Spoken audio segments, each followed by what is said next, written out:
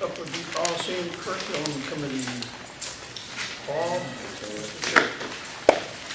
Call the Policy and Curriculum Committee meeting to order. We only have one item to discuss, and that's the 4K update. We've been trying to find some information about long-term advantages of 4K and how that, and some of the discussion has been interesting. It reminds me a little bit about some of the discussions that they had about homeschoolers. And they were initially talking about how homeschoolers were not doing well academically, and then they found out, oh, they actually were doing quite well.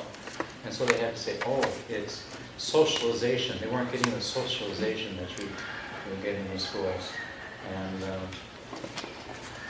some of the information we've been seeing, they're going the same route. And for homeschoolers, there can be good socialization and bad socialization. So sometimes no socialization is better than bad socialization.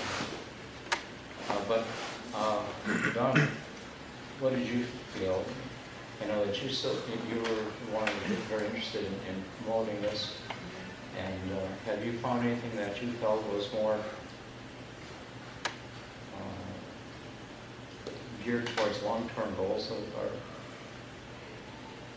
I think the studies that Kathy had actually given to us, sent to us, were very beneficial. They aren't from Wisconsin, but they did show, for example, the one that was called Apples from New Jersey showed the long-term academic impact through 5th grade, and also less grade retention and special education identification.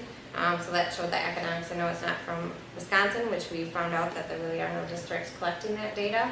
It doesn't mean that it wouldn't be there, just that no states are doing it. So it wasn't for a lack of any was trying to search for that. And so I do think that some of that academic information that some of you were looking for was there. And you know, I still stay very strong with it. I think as we look towards the Common Core coming our way, and the balanced assessment that we're going to be taking, I think it's really important to look at increasing our academic rigor, because I think that's going to be a challenge for us all.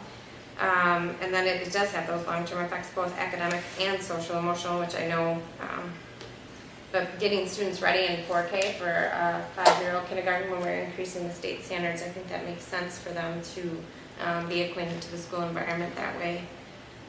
And we know that 40% of our students are not going anywhere right now when we look at that information. And that's, to me, that's a large number of students that we have that aren't going anywhere.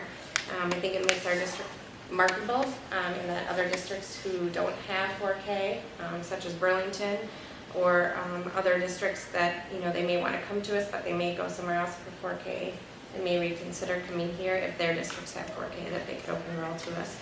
And then also the early childhood students gives them, those typical developing peer models that they could be with. And I think that's very beneficial and something we can offer now. Of course, a disadvantage is the startup costs and, the costs that we have to take for those, first 3 years before we can make, get money back for our students who enroll. And so that's a concern right now, knowing that we have declining enrollment and things like that. That's a concern. But that's kind of, what I see as I look through the research and the things that we've been given. Any other board members have any? Dawn gave us this Pew report, and I just underlined just a couple of things that struck me. One of the things he says, the present system's shortcomings are clear.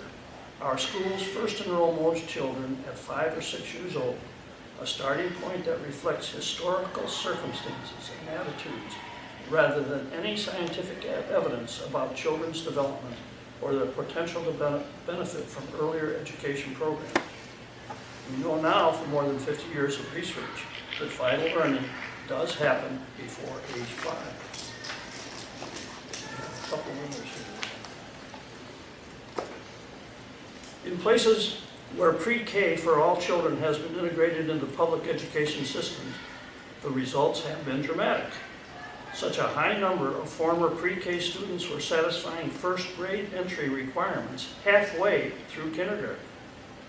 We know that children are ready for and in need of developmentally appropriate school experience by age 3 or 4. In the current system, we're defying the research by starting so late. But we also know that a focus just on reading or on reading and math is not enough. High-quality pre-K has these effects because it builds all the important skills, cognitive, social, and emotional.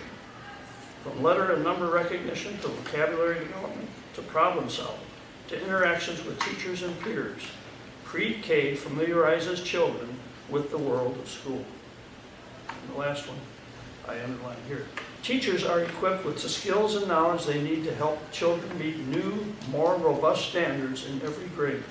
Teacher preparation, licensure, and assessment all must be formed to value early education and to incorporate the principles of foundational learning and child development.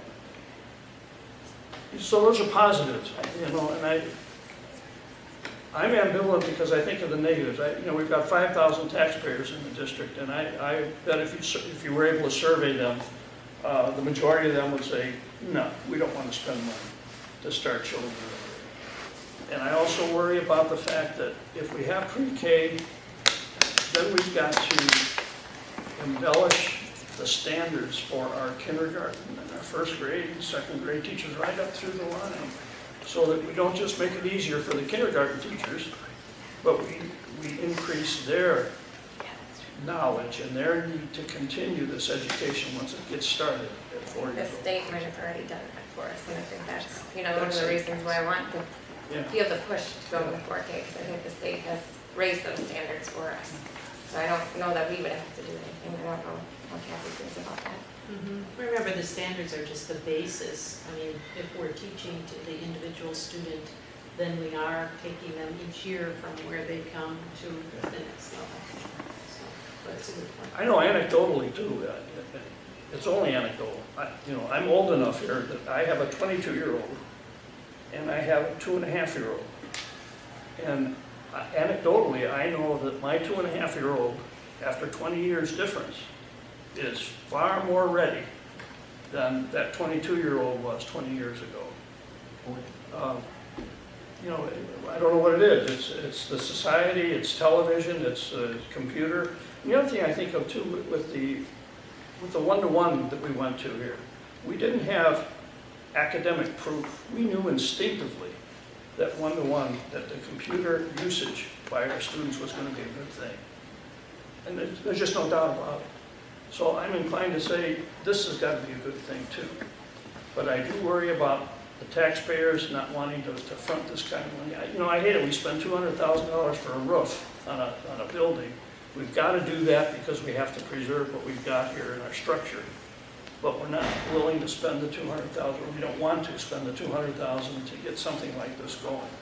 And that saddens me, but I also understand it. So You gotta look at the state, we're losing 985,000. yeah, It would be different if that would still be status quo, but we also are looking at losing more money where we're gonna probably have to increase taxes as it is. yep. I can see the points to it, having a daughter and wife in daycare for years, the kids learn a lot in their first few years.